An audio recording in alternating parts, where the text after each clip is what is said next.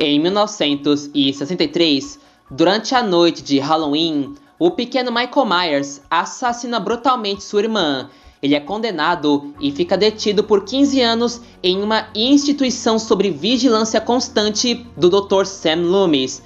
Em 1978, na véspera de Halloween, Michael rouba um carro e escapa do sanatório. Ele retorna à sua cidade natal de Haddonfield, onde procura suas próximas vítimas. Oi, eu sou o Tony e hoje vamos falar do clássico de 1978, Halloween. Então, se você gostar do vídeo, não esquece de dar aquele apoio com seu like, a sua inscrição e o seu compartilhamento, que isso ajuda imensamente esse canal.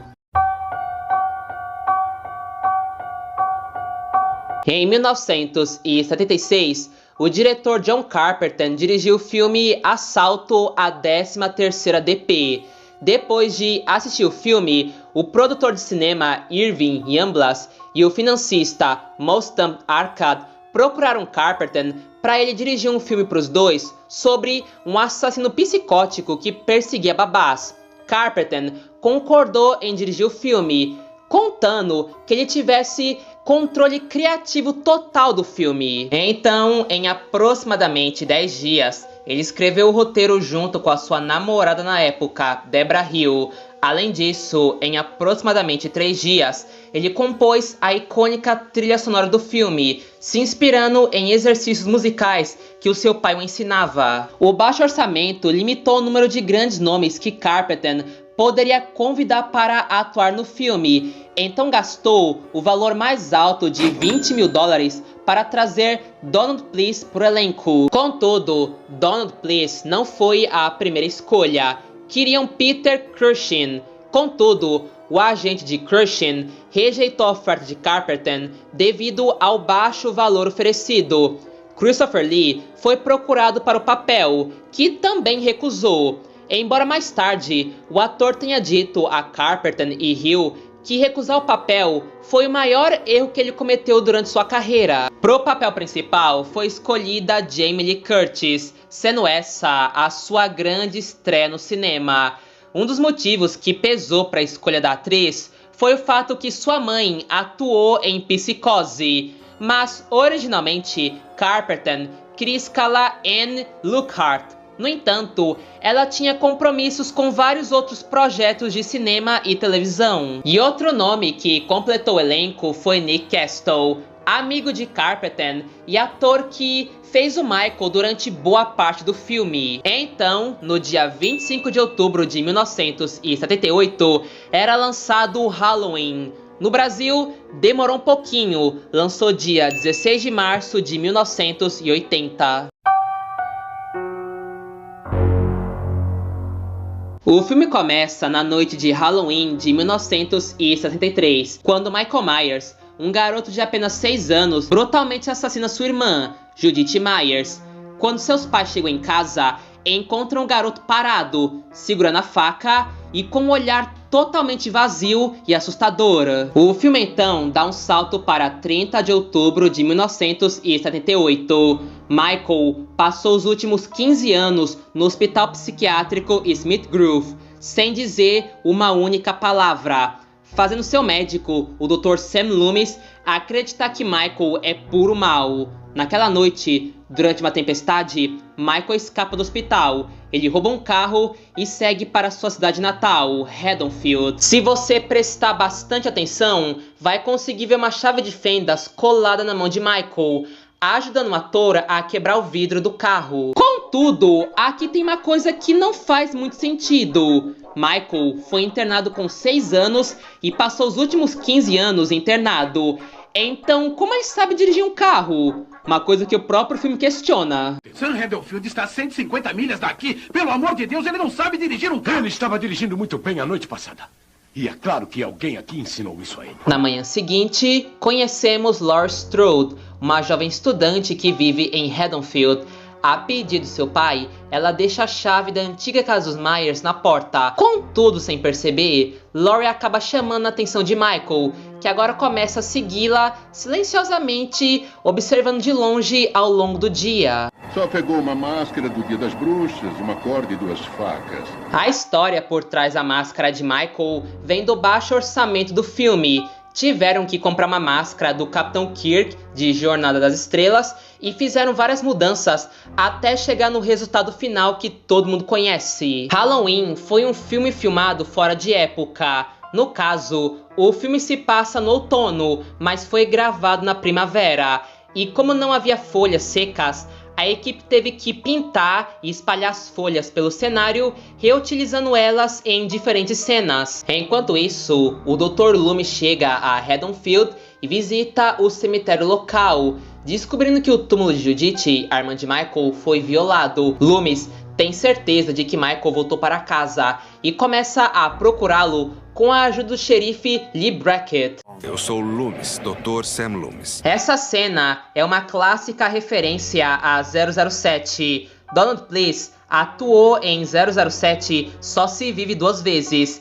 E na mesma cena, você consegue ver Michael passando ao fundo com o carro. E eu conheci essa criança de 6 anos, rosto vazio, pálida, sem emoção alguma. Esse diálogo é interessante porque John Carpenter disse que a ideia de Michael veio de uma visita que ele fez a um hospital psiquiátrico, onde encontrou um paciente com um olhar totalmente vazio, que o deixou profundamente desconfortável. À noite, Laurie vai até a casa dos Doyle para cuidar do pequeno Tommy Doyle, enquanto na casa da frente, sua amiga Annie, a filha do xerife, tomava conta de Lindsay Wallace. John Carpenter e Debra Hill também homenagearam 2 personagens de filmes de Alfred Hitchcock.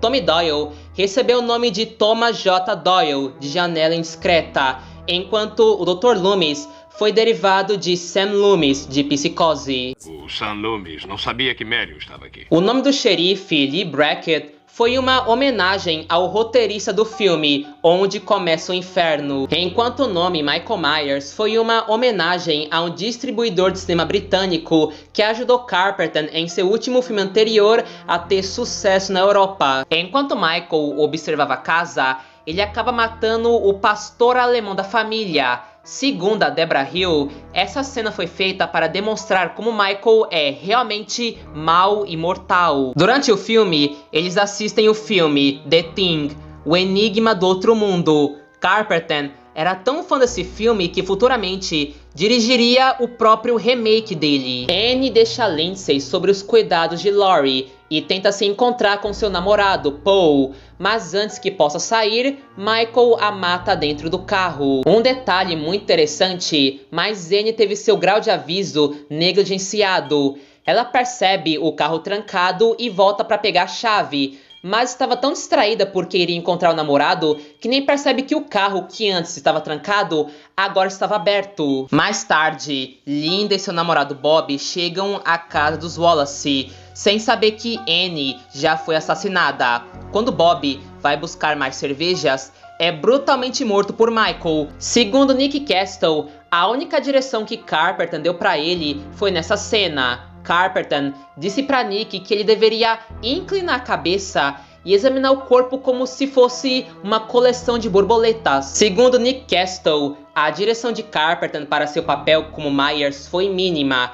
Quando Nick perguntava qual era a motivação de Myers para determinada cena, Carpenter simplesmente respondia que sua motivação era andar até certo ponto e não agir. Em seguida, Michael veste um lençol com óculos de Bob, fingindo ser ele. Linda nem dá a mínima e liga para Laurie perguntando onde Annie estava. Contudo, Michael acaba matando ela com o fio do telefone. Linda e Bob foram outros 2 que tiveram seu grau de aviso negligenciado, especialmente Bob, que achou a porta da cozinha aberta. Laurie é a única de todos ali que percebe seus graus de aviso e fica com uma sensação de estranheza, porque desde o início do filme ela percebe que tem algo de errado. Laurie então decide investigar. Ela atravessa a rua e entra na casa dos Wallace. Lá, ela encontra os corpos de Annie, Bob e Linda. De repente, Michael aparece e ataca ela com a faca. Como era comum em produções de baixo orçamento,